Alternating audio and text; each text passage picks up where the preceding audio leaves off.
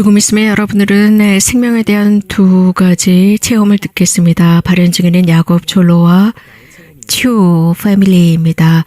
이 패밀리는 기쁨과 기도로 살아가고 있습니다. 야곱은 1971년 사라예보에서 출생해왔고 1981년 6월 25일부터 1998년 9월 12일까지 매일 성모님을 보았습니다. 그 마지막 날 성모님께서는 10가지 비밀을 맡겨주시고 야곱이 살아 생전에 1년에 한 번, 즉 성탄절에만 발현하시겠다고 약속하셨습니다. 야곱은 결혼해서 3명의 자녀가 있고 메주거리에서 가족과 함께 살아가고 있습니다. 지금은 자선단체를 운영하고 있습니다. 메리스 핸드 성모님의 소원이라는 자선단체를 운영하고 있고 이 자선단체는 메주거리 본당 산에 있으며 600가구를 도와주고 있습니다.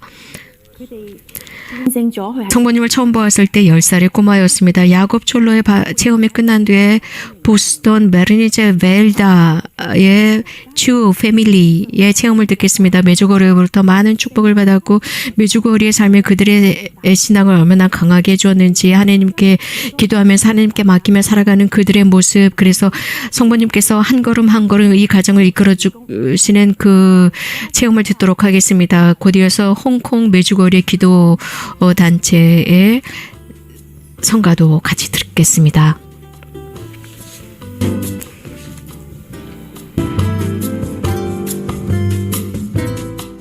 Evo prvo bih želio pozdraviti sve sudionike kongresa. 가장 먼저 여러분 모두 복음화 대회에 참여하고 계시는 중국어권 이 온라인 대회에 참여하고 계신 여러분들 모두에게 진심으로 인사를 드립니다. 발현에 관해서 이야기를 한다는 것은 매우 긴 스토리입니다. 하지만 저는 여러분들에게 가장 멋있었던 제 기억에 생생히 기억에 남아있는 그 발현 초기의 말씀을 드리도록 하겠습니다. 당시에 저는 10살 먹은 꼬마였습니다. 다른 꼬마들처럼 이곳 메주거리에 살고 있는 활발하고 명랑한 그런 소년이었습니다. 신앙도 크지 않았습니다. 10살 먹은 꼬마의 그런 그냥 믿음이었습니다. 부모님이 가르쳐 주시는 대로 기도했고 착한 사람이었고 주일 미사에 참여하는 정도의 소년이었습니다. 매일 저녁 가족과 함께 기도했었습니다. 어머니와 함께 기도했습니다.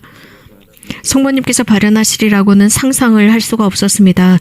단지 성모님은 하늘에 계시고 하느님도 하늘에 계시고 그래서 우리는 그분들에게 기도해야 하고, 그런데 하나님께서 원하신 대로 저를 선택하셨고 나머지 5명도 선택하셨는데 왜 저희가 선택받았는지는 모릅니다. 하지만 중요한 것은 모든 사람들이 그렇듯 저보다도 훨씬 더 나은 사람들이 있었을 텐데 말인데 하나님께서 저를 선택하셨다는 것은 하나님의 계획이고 그래서 저는 거기에 거부할 수가 없었습니다. 첫날 그 두 번째 날 그 첫날 성모님께서 언덕에 계신다는 이야기를 했습니다. 그 두 번째 날 성모님께서 발현한 데에서 손짓을 하면서 부르고 있었습니다.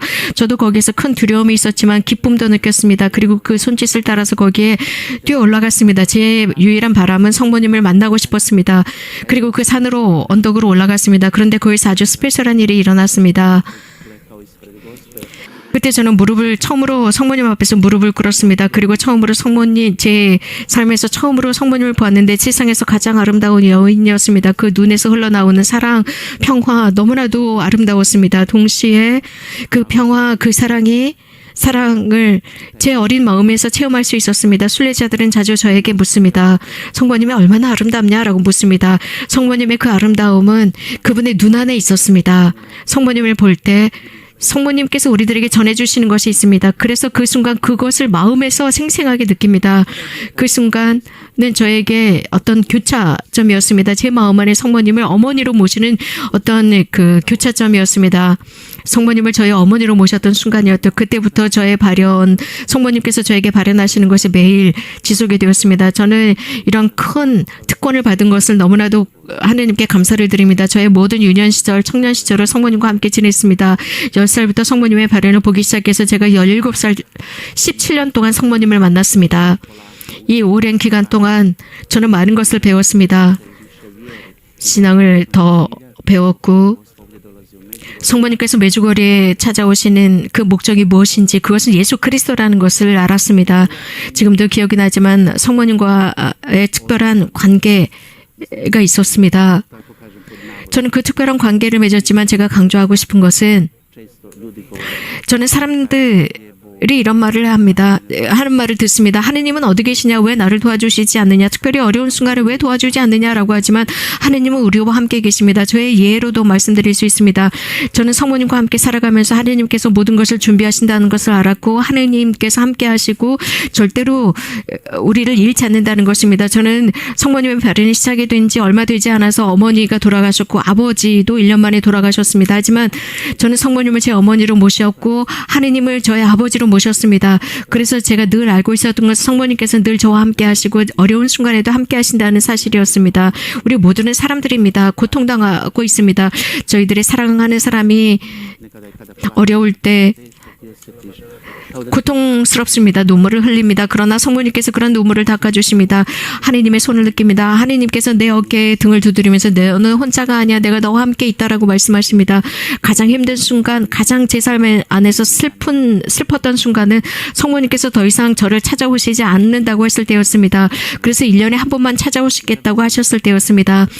그때 저는 성모님께 물었습니다. 제가 무엇을 잘못했을까요? 제가 무엇을 잘못해서 저는 자문했습니다. 내가 무엇을 잘못해서 성모님께서 더 이상 오시지 않는다고 했을까? 하지만 저는 성모님께서 저를 가르쳤습니다. 즉 기도해라. 모든 응답을 얻을 것이다. 저는 기도를 통해서 깨달은 것이 있습니다. 정말 중요한 것은 성모님을 육안으로 보는 것이 아니라는 것입니다. 중요한 것은 성모님을 마음으로 보는 것입니다. 우리들의 마음으로 모시는 것입니다. 그리고 항상 예수님과 성모님을 우리들의 마음에 모시는 것이 중요하다는 것을 깨달았습니다. 하나님께서는 저에게 이러한 위대한 선물을 주셨고 저는 매 성탄절마다 아주 세상에서 가장 위대한 선물을 받습니다. 많은 사람들은 이 선물들을 준비하지만 저는 하나님께서 저에게 주시는 그 선물을 준비합니다. 하나님께서 저에게 성탄절마다 성모님을 볼 수 있는 선물입니다. 하지만 저는 날마다 제 마음 안에서 성모님을 보고 성모님께서 매 순간마다 제 인생 안에 계신다는 것을 깨닫습니다. 지금도 마찬가지입니다. 지금 이 자리에 우리와 함께 하십니다. 1년 내내 저는 바로 그 성탄절 성모님을 보는 날을 위해서 준비하며 살아갑니다. 그 성탄절 날 저는 가족과 함께 합니다. 가족과 함께 그 기쁨을 나누고자 하기 때문입니다. 어쩌면 이상할 수도 있습니다. 성모님께서 발현하시기 전에 그 17년 동안 성모님과 함께 지냈던 모든 것이 영화처럼 스쳐 지나갑니다. 그래서 그 모든 순간들을 봅니다. 성모님과 함께 있었던 순간들, 성모님께서 저에게 알려주신 메시지들이 영화처럼 지나갑니다. 성모님의 그 아름다움은 앞으로 나아갈 수 있는 큰 힘을 줍니다. 이 삶을 제대로 싸워내기 위해서 이 싸움을 싸우지 않는다면 아무것도 없을 것입니다. 항상 투쟁해야 합니다. 그러나 무엇보다도 가장 어려운 것은 모든 발현이 끝났을 때입니다. 그 성탄절 날 그 1년에 한 번 있는 발현이 끝난 뒤입니다. 끝난 뒤에 제가 혼자서 이 세상에 남아 있어야 한다는 것입니다. 이 세상을 살아가야 한다는 것을 받아들이는 것 자체가 너무나도 어렵습니다. 그러나 기도를 통해서 모든 것을 받아들일 수 있고 계속 우리들의 이 지상의 여정을 이어갈 수 있습니다. 어머니 마리아께서는 이건 메주거리의 열매라고 할 수 있는 어머니의 손이라는 자선단체를 만들도록 하셨습니다. 하나님께서 저에게 해주신 모든 것의 결과입니다. 하나님께서 저에게 이곳에서 해주신 것 어쩌면 말로만 이 성모님의 발현을 증언할 수 있는 건 너무나 쉽습니다. 말로 하는 건 너무나 쉽습니다. 그러나 우리들의 신앙을 활동으로 드러내야 하지 않겠습니다. 우리들의 신앙은 활동이 없다면 죽은 신앙과 같습니다. 그렇기 때문에 하나님께 감사드리기 위해서 내가 조금만 더 하나님께 감사드릴 수 있는 것, 저에게 주신 모든 선물에 대한 감사의 방법으로 이러한 성모님의 손이라고 하는 자선협회를 만들었습니다. 하나님 덕분에 누군가가 여전히 많은 사람들이 우리들을 도와주고 싶어 한다는 것입니다. 가장 도움을 필요로 하는 사람들, 가난한 이들을 도와주고 싶어 하는 사람들이 있다는 것입니다. 가난한 사람들이라고 말할 때 우리는 물질적인 것만을 생각합니다. 이런 식으로 우리는 사람들을 물질적으로 도와주려고 합니다. 그러나 가난한 사람이라고 하는 것은 가난한 사람 중에 더 가난한 사람들이 있다는 것입니다. 가장 먼저 우리들의 사랑을 보여주어야 합니다. 그래서 자신들이 사랑받고 있다는 것을 느껴야 합니다. 그것은 누군가가 그들을 보살펴주고 있다는 것, 그들이 누군가에게 중요한 사람들이라는 것을 느끼게 하는 것입니다. 그리고 나서 비로소 다른 형태의 도움을 주는 것입니다. 하느님 덕분에 지금 현재 저희는 저희 나라 전국에 600여 가구를 도와주고 있습니다. 어떤 누구도 구분하거나 차별하지 않고 도와주고 있습니다. 모든 면에서 다 도와주고 있습니다. 저희 자선협회에는 또 자원봉사자들이 모든 것을 다 하고 있습니다. 약 60여 명의 자원봉사자들이 있습니다. 저는 모든 자원봉사자들에게 이런 말을 합니다. 제가 이미 말씀을 드린 것처럼 그들에게 사랑을 보여줘야 하고 가까이 있음을 느끼게 하고 그들과 함께하고 그들을 사랑한다. 그리고 나서 다른 방법의 도움을 보여주는 것입니다. 포옹과 미소와 손을 내민과 따뜻함과 그들을 위한 기도 등등 그들이 사랑을 느끼도록 하는 것입니다. 돈이 들지 않는 것입니다. 그 뜻은 바로 그들에게 물질보다도 더 많은 것을 주는 것을 의미합니다. 여러분들이 지금 이곳 메주거리에 저희와 함께 계시지 않지만 그럼에도 불구하고 함께 계시는 것과 같습니다. 이유는 jednog od časnika i sve nas ljude koji živimo 모든 순례자들, 이곳을 방문했던 순례자들은 기도를 통해서 일치하고 있기 때문입니다. 그래서 저는 여러분들에게 이렇게 초대하고 싶어요. 여러분들이 멀리 계실지라도 여러분들의 마음을 성모님께 열어달라는 것입니다. 성모님은 수없이 이곳에서 메시지를 통해서 사랑하는 얘들아, 마음만 열어다오. 나머지는 내가 할 것이다 라는 말씀이었습니다. 그렇기 때문에 이 대회를 하면서 성모님께 마음을 열도록 합시다. 우리 마음을 예수님께 열어서 예수님께서 우리들 안에서 살 수 있도록 하시고 우리들의 삶을 당신께서 인도하도록 하면서 우리가 자유롭게 주님께 예라고 성모님께 예라고 대답할 수 있도록 합시다.